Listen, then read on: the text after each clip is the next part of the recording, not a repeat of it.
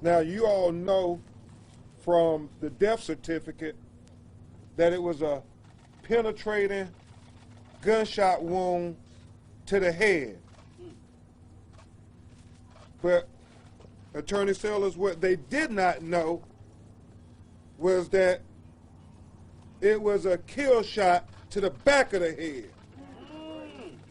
And so we're going to have Attorney Wayne Kendall go through the autopsy report for you in detail. And then we're going to have other members of the legal team talk about the relevance of how we put this puzzle together, because they won't release the video. So painstakingly, we have to keep putting the pieces of the puzzle together. Attorney Wayne Kendall. Thank you, Ben. My name is Wayne Kendall. I want to first thank the Brown family for giving me the opportunity to be here, to be a part of the legal team representing them in this investigation and the legal part of representing them if necessary in court. Hey, this hold. We got it. We commissioned a private individual autopsy report, postmortem report, because we don't have access to anything that's official. And what our preliminary autopsy report shows is that there were 5 penetrating bullet wounds to the body of Andrew Brown Jr. Now, consistent with what you have probably already heard, is that the first initial shots were through the front windshield of the vehicle that he was located in at the time that Hold on 1 second. They're trying to do surveillance on us. What you probably heard already, and you heard yesterday when Ms. Lassiter gave her recitation of what she saw on the video yesterday, was that Mr. Brown had his arms up on the steering wheel of the vehicle that he was then located in. And what happened was that there were 4 bullet wounds to his right arm. These bullet wounds, according to the autopsy, were more or less glancing shots. They were not fatal shots. So he was able to back up as these shots were coming into the vehicle. He was able to back up, turn the vehicle around, spin off across a vacant lot, and at that time, he was hit in the back of the head here, and that is the fatal bullet wound that was described in the death certificate as a penetrating bullet wound to the skull. And that was the cause of death, that was the manner of death by gunshot. So we now know, because we have not been able to get any official documentation concerning this shooting, that this, in fact, was the fatal wound to the back of Mr. Brown's head as he was leaving the site, trying to evade being shot at by these particular law enforcement officers, who we believe did nothing but a straight-out execution by shooting him in the back of his head as he was trying to get away in a moving vehicle, which no doubt is also against police practice, to shoot into a moving vehicle to a person who posed no threat whatsoever to the officers then and there on the scene. So in summary, his death was caused by these officers with a bullet wound to the back of his head that caused him to lose control of that vehicle and crash into a tree. And I think once the video actually comes out, we're going to also find out that there were shots into that vehicle after it crashed into the tree and after he had been hit in the back of the head. The certificate also says that the time of death was within minutes after this particular gunshot wound to the back of the head. Thank you. Thank you, Attorney Kendall. As Attorney Harry Daniels comes before you, it's important to note that the gunshot wound to the head, the entrance was the back of the head, range intermediate, projectiles sequentially perforated and penetrated his skull and his brain. It's important to note that the projectile was recovered in his brain. It never exited. And the trajectory, Attorney Daniels, was from bottom to top, left to right, back to front. So it went into the base of the neck, in the bottom of the brain, the skull, and got lodged in his brain. Oh, Lord. And that was the cause of death. Attorney Harry Daniels will put this in greater context. Exactly. Execution. Execution. Let's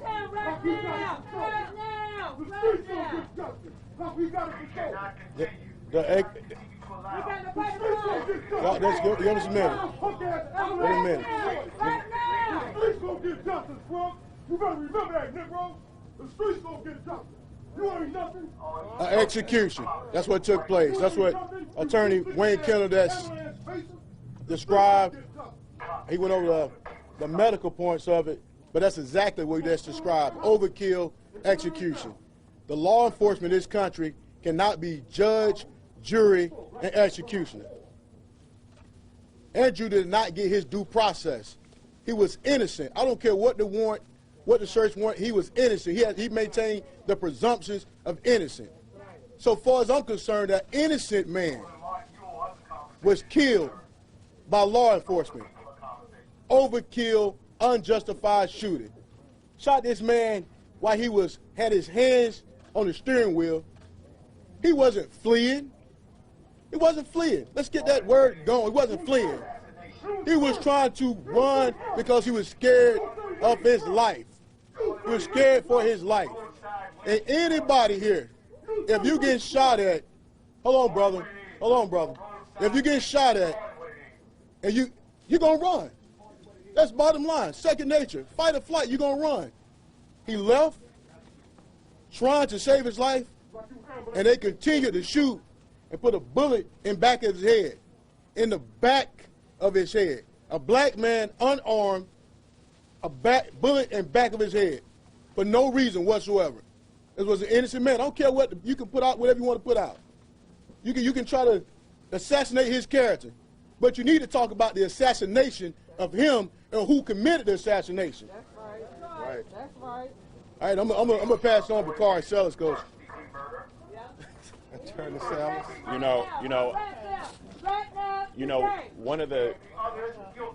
One of the things that I wanted to mention today is that we have the privilege of,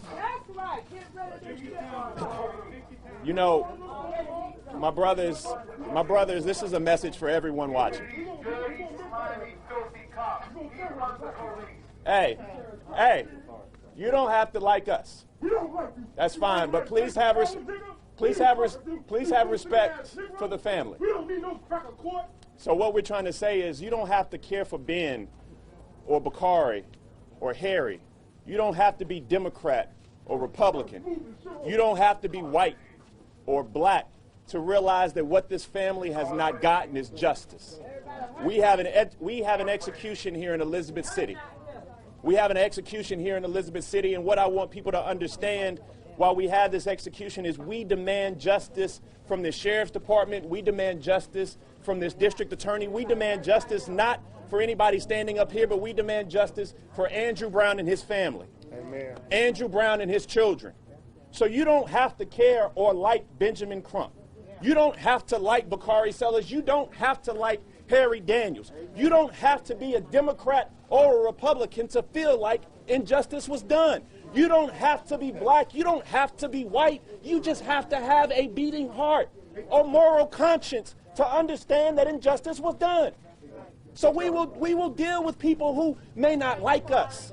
We will deal with people who may not vote like us. But at the end of the day, I do not care what you look like, who you pray to, where you walk, or how you vote. But what I do care about is the fact that an injustice was done. Now, y'all done got me carried away. I know that people said that, you know, I switched accents. But my daddy in Denmark, South Carolina, my daddy would always say, you never argue with a fool because you don't know who's watching. And they can't tell the difference. All right, bless your heart, Corey. But I'm saying today, for everybody, we on the same side and we want justice. Amen. We actually had a conversation. We stand together. We got Khalil. We got his brother on FaceTime right here. We got Khalil's mama right here. We have the mother of the family. We have 5 kids. And I don't care how you vote. I don't care if you're black or white. I don't care if you don't like me. But have a moral conscience for the injustice that's going on. The media has to gain control and say, we demand some transparency and some action from this body. We don't know what the video is going to show because they ain't shown us nothing. And we also have bad laws in the state of North Carolina. And everybody should be held accountable for the fact that in Columbus, Ohio, the video came out in a few hours. And you hear that pain? You hear the pain of the young lady in the back? That pain is all throughout the community.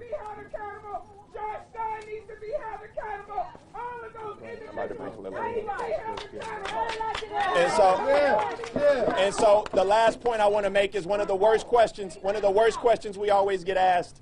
My last point is this. One of the worst questions we always get asked is, can the family tell everybody to be calm and peaceful? Yeah.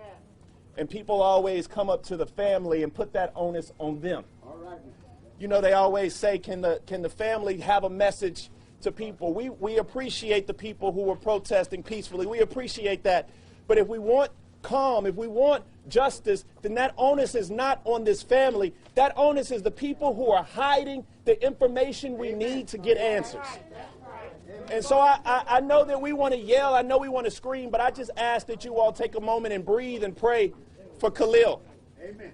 Khalil's going to come up, and Khalil is the only one that's in this audience, I do believe, that actually had to witness his father be executed. So, again, I don't care what you look like, who you vote for, or who you like or don't like up here. I understand that. But let's lift this young brother up because he's witnessed something and he's now a part of a fraternity that none of us want to be a part of. Amen. Khalil. Touch him. Give him strength. For one, it's too much violence going on. That's not the key. Because that's just going to make everything worse. It's too much going on already with us black folks doing it to each other. You know what I'm saying? That's not right at all. We need to focus on that if that's the case. You know what I'm saying? So violence is not the key. But to my pops, man, yesterday I said he was executed. This autopsy report showed me that was correct. Those 3 gunshots to the arm, that wasn't enough. That wasn't enough. It's obvious he was trying to get away. It's obvious. And they gonna shoot him in the back of the head. Man, that shit not right. That's not right at all, man. Not right. Like, not right. Man, stuff gotta change. It really gotta change for real. Yeah. Like.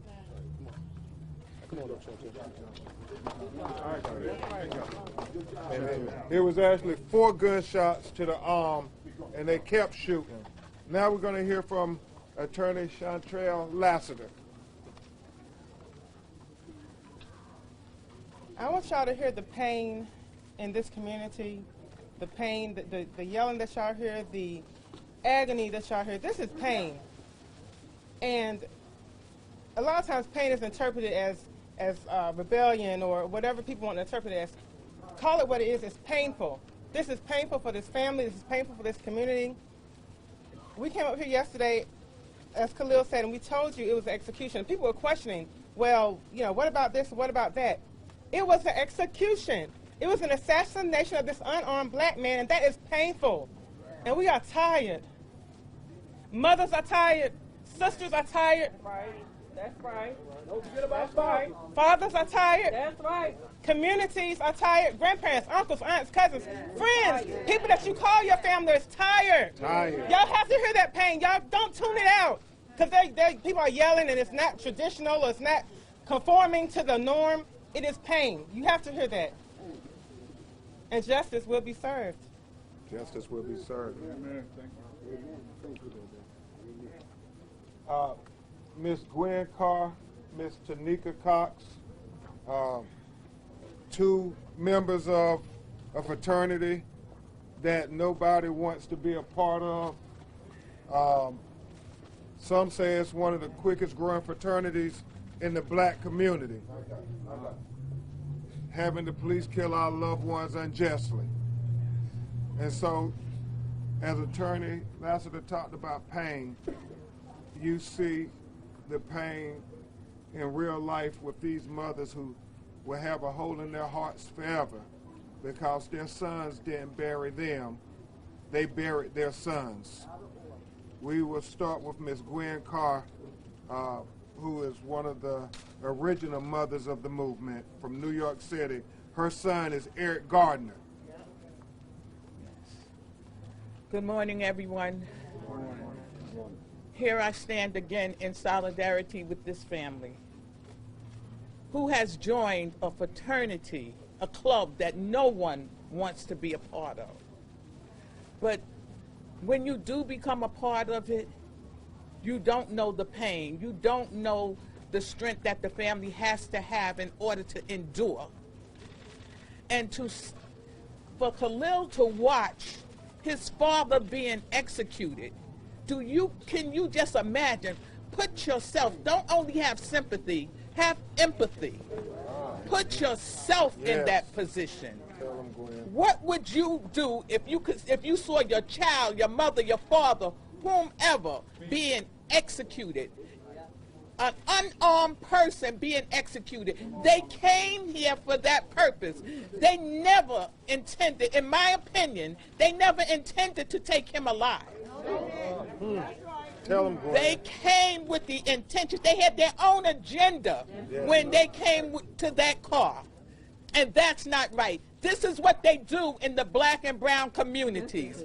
They come to us, they brutalize, they terrorize, they kill, and then it's swept under the rug. But we have to come together as communities to stop this. We can't keep going through this. My son died almost 7 years ago, and I had to watch his execution over and over again. I never watched the tape in its entirety because I couldn't. And I know it's going to be just like a lot of these family members. They're not going to be able to see that. It's horrible what they do to us. Horrible. And it has to stop. It has to stop. All black and brown men are not terrorists. Right. They're not all guilty. That's right. They talk about police not being all bad, so all black people are not bad. There's bad in every community, in every race and creed. We have bad people. Amen. Just watch Scary People. Y'all watch that on TV, and it's not all us. That's right. But you know, I just want y'all to embrace this family. I want y'all to give this family justice. I want the media to record this for what it is, because it is what it is, an execution.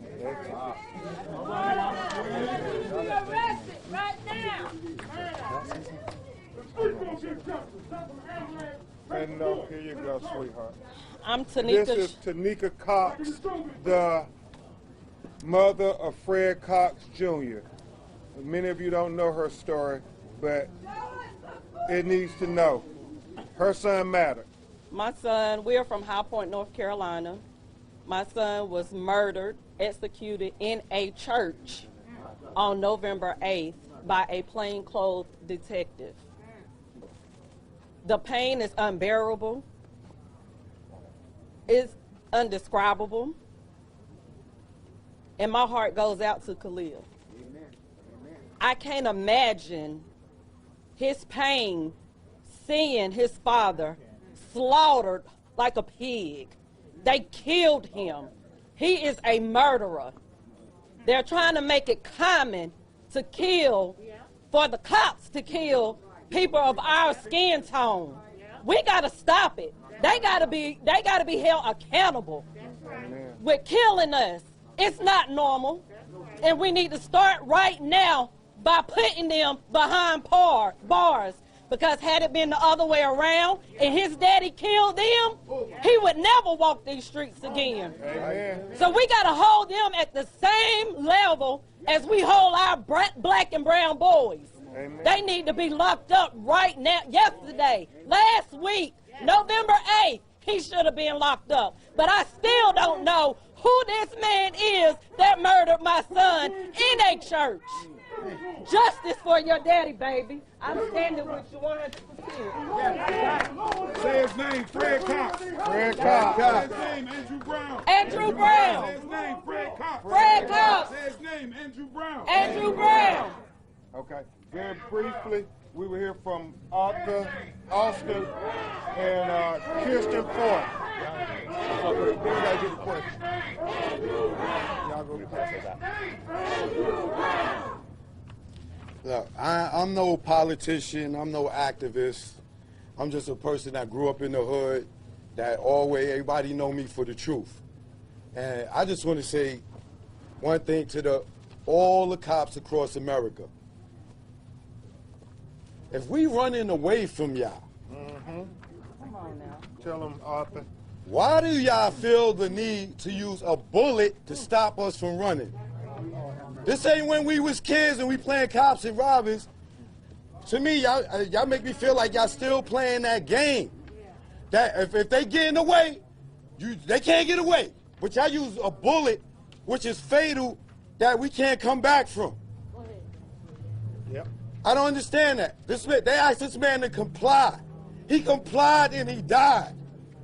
If we complied, why do we die? Kirsten Ford. No justice. No peace. No justice. No peace. No justice. No peace. What do we want? Justice. What do we want? Justice. What do we want? Justice. When do we want it? Now. When do we want it? Now. When do we want it? Now. My name is the Reverend Kirsten John Foy, and I've traveled down here with Gwen Carr, and I have observed the disrespect that the city of Elizabeth had displayed not only to this family, to this community, but to the lawyers, to the elected officials who represent this city. And it is high time that we elevate this conversation and ask that the Department of Justice come in and oversee how the city of Elizabeth plans to move forward. They announced yesterday the declaration of a state of emergency prior to the release of the video, which means they know the inflammatory nature of the content, and they know the community is not going to respond in a way that is manageable for them. So what that means is that the city of Elizabeth City is going to continue in the vein of disrespect of this family and this community and cannot be trusted with the oversight and the security of the city, the protesters, the family, and this community. The Justice Department needs to come in and oversee this right now. Amen. Say no more. Show the video. Say no more. Show the video. Say no more. Show the video. Say no more. Show the video. Say no more. Roland Martin, open for questions. Ben Crump, it has been 6 days since this shooting. Have you ever seen a situation where an official autopsy has not been released by the medical examiner, no comment from the district attorney, and no public comment even since yesterday from the sheriff and the county attorney? Repeat the question, too. Repeat the question, No, sir. you repeat I it. want to hear it clear. Go ahead. Again, Have you ever seen a situation where 6 days after the shooting, no release of the actual autopsy from the medical examiner? That's first. We have not gotten any preliminary autopsy or anything from the medical examiner at this point. District Attorney, have y'all had any contact with the DA? Has the DA said anything to the attorneys or the family about an investigation? The question was, Roland asked if the team had any contact with the district attorney. I've spoken with the district attorney, I believe it was on Thursday. Chantel, was it Thursday? Spoke with the district attorney on Thursday, myself with some community leaders, as well as my Chantel and I. One thing we was promised was transparency from his office, and that the video, if shown to the family, that it would not be, it would be the raw video, no redaction, anything. Obviously, that didn't happen. As of any further communication, we haven't heard from the district attorney since. So do you know if the DA's actually launched an investigation? No, we do not. He hasn't given any indication that they have any investigation whatsoever. The SBI is leading investigation. The DA was doing the prosecution. Can you comment on the North Carolina law that requires the judge to sign off on the release of the footage? He asked, what's your name? Manuel Porter, CBS. Manuel from CBS asked to comment on the law in North Carolina. And I want people to focus on this, because as we try to change this system that leads to the black blood that flows in the streets of this country, we have to understand that we need to focus on the halls of the State House and the halls of Congress, because in North Carolina they have a bad law.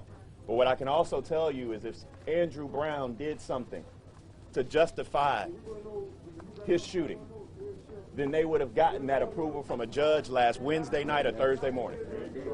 If he attempted to hit them, shot at them, anything, which we know didn't happen, they would have gotten that approval early. This law makes absolutely no sense whatsoever. And let me tell you why I am lasering in on this. Let me tell you why. Let me try. She's right though. Let me try to be clear. I want to be extremely clear. That's why, to protect law enforcement and black bodies, we need to make sure that you can see these videos in 48 hours. Yeah. And that would be the policy that we have to advocate. It's not enough to just get justice for this family, because we know they keep killing us and keep making hashtags. We need to have transparency. We need to have it where the video is released immediately, kind of like in the Chauvin case. We saw Minneapolis do things that needed to be done. Now it seems like in Elizabeth City, we're starting to retreat. So where are you right now? Based on the information that you have from this autopsy, can you analyze, with the car backing up and leaving, with the direction of the shots in the right arm, what actually happened? The officers approached from the right side as the car was backing up, the shots were fired. Explain to us, based on the information you have, how this unfolded. The question was, based on the autopsy and what was shown on the video, the limited footage on the video, the consistency, very consistent. Ms. Lassiter, very consistent what Ms. Lassiter stated, what she saw, that they believed the officers were already shooting at Mr. Brown. That's consistent with the shots of the shots in the arm, and also consistent with the shot in the back of the head, that Mr. Brown backed up, was leaving, and a shot in the back of the head. Very consistent. No inconsistency with the report and what we saw in the video. It substantiates it. Yeah, but would the officers be approaching from the passenger side if his right arm was hit? Ms. Lassiter can take. I'm going to repeat it. They were approaching from every direction, from the side, from the front, from the other side. So all the guns were drawn. You heard multiple shots. So even watching the video, I can tell you what gun shot what, but there was multiple shots, multiple weapons, multiple officers. And they had these AR, these assault rifles that they're firing with. Attorney, one second. I wanted to know, is there a sense that the car was in motion before shots were fired? No, we have no inclination that the car was in motion at all before shots were fired. And remember, the video started, there were already shots being fired. So picking up where Chantel was, because for those of you that have gone and walked through it, you can see the tire marks, you can see the bullets in the neighbor's house, which is downrange of where he was trying to get away. Is it your team's belief then that they intentionally withheld showing you the shot, the frames, the video that would have been the possible fatal gunshot wound, because he would have been trying to leave across the vacant parking lot. You asked a question about intentionality. Nobody up here, and I know that I don't know where Wayne is, but Wayne has been practicing law longer than us all, has seen an edited video. So yes, law enforcement intentionally edited the video to 20 seconds. 20 seconds. And intentionally blurred out the officer and guns and showed us what they wanted to show us under the guise of it being pertinent. I do want you to know, to be extremely clear, the law does not require a judge's order to show the family the entire video. Yeah. The law does not require a judge's order to show the family the entire video. That was a discretionary decision made by the county to show them 20 seconds under the auspices of it being pertinent to them.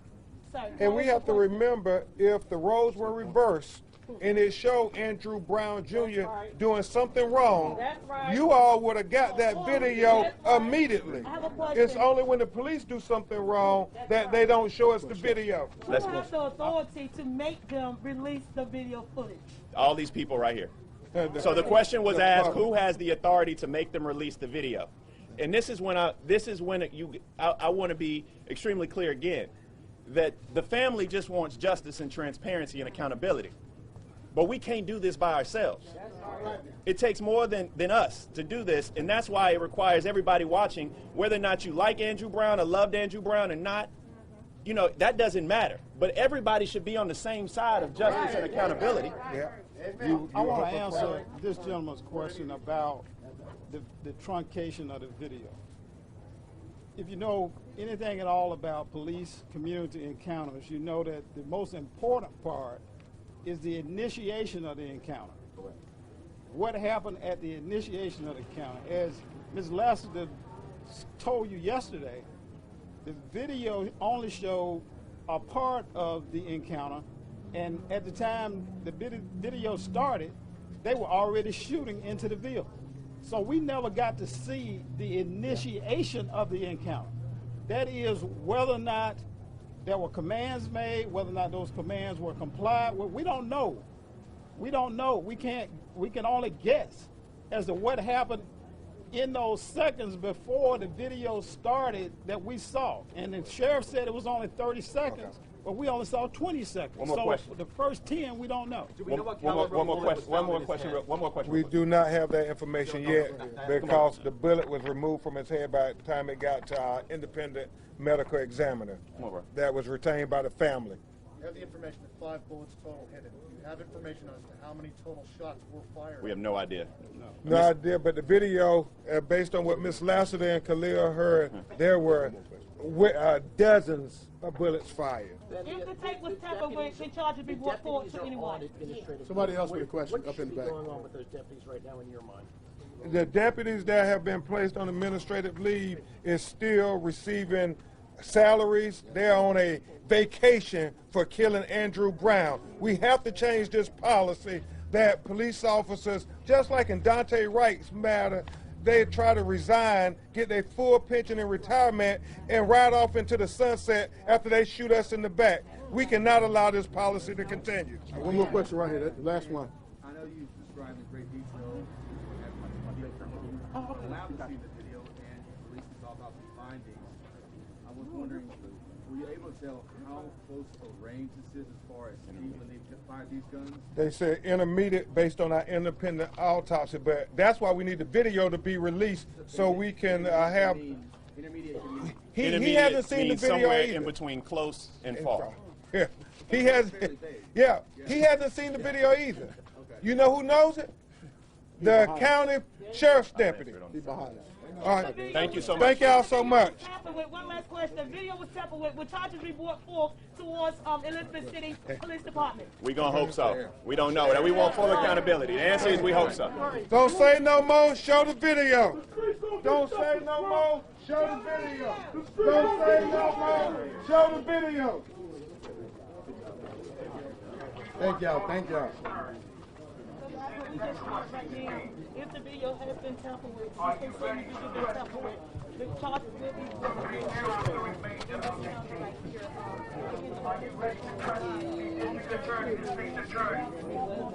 who comes out with charges of murder, first-degree murder. If those officers play a part. We talk about transparency.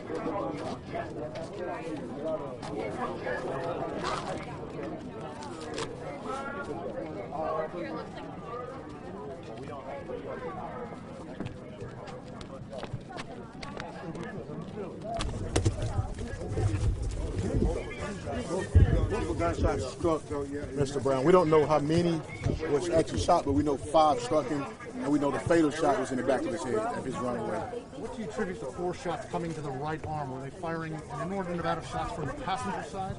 Based on the video that they were shooting while in front of him initially when they engaged Mr. Brown. Like we stated before, Mr. Lasser, that he was trying to get away, which is consistent. Those shots was only grazing. Tried to get away, was just trying to get away. They continued to shoot him, which is a fatal shot, hit him in the back of the head, which caused him to strike the tree. Was the car moving at all while they were shooting at him? Well, I didn't see the video. The car was moving, but I'm assuming the car was moving because it struck the tree pretty hard. But while they were shooting, was it moving? Yes. Okay.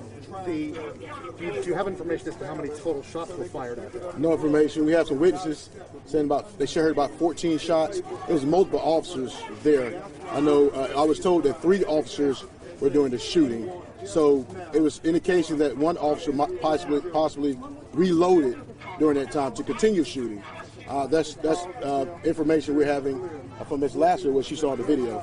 One officer, just to clarify, And it was blurred out. You believe one officer reloaded and fired more than the first round? Yes. Based on Ms. Lasser, that they blurred out. Look, here's that officer's reloading another clip. One officer did? One officer. Okay. Khalil, you want to talk to us about one of this autopsy? Okay. What's the next step, gentlemen? What are you going to do? You have the autopsy results. You've seen the video. We have the death certificate. We're going to make them release this video so it can be transparent. They cannot continue to try to sweep this under the rug. The whole world is watching Elizabeth City. Do you believe they're not going to release any of the video to the public? No, we believe they're going to release all the video to the public because we're going to demand it. We're going to make them release it.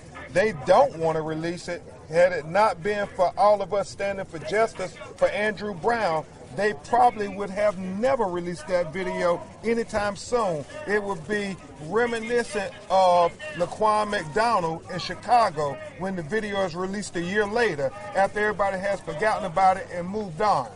You said that you think that they're trying to hide something. What is it you believe they're trying to hide? The truth. We believe they're trying to hide the truth. But the truth will be revealed. A lie will not be able to stand. We know as we put this puzzle together, the independent autopsy substantiates everything that Khalil and Attorney Lasseter saw in that video. Everything's substantiated. Based on the autopsy, I mean, the death certificate said he died within minutes. Do you believe he suffered for a period of minutes, died? Yes. We believe he endured pain and suffering after they executed him here in Elizabeth City, North Carolina.